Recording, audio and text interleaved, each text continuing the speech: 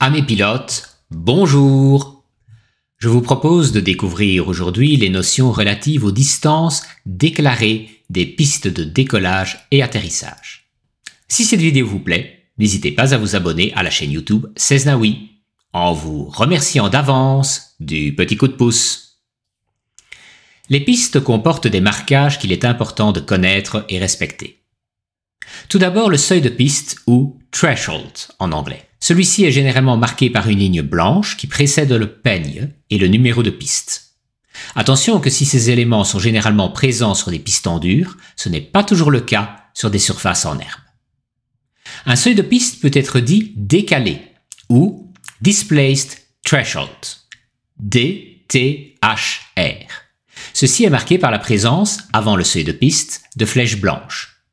L'espace avant le seuil de piste décalé peut être utilisé au décollage, mais pas à l'atterrissage.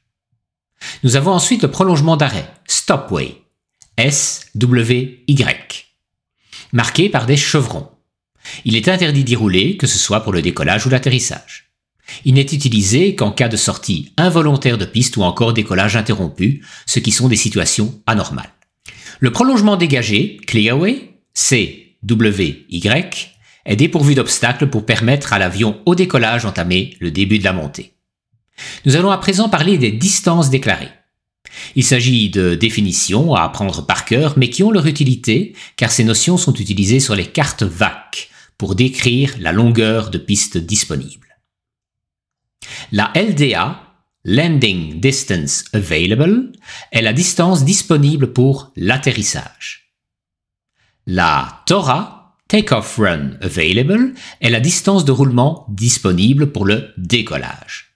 Il s'agit des deux notions qui vous seront les plus utiles en vue de préparer une visite vers un terrain inconnu et répondre aux questions suivantes. Ai-je assez de longueur de piste pour me poser?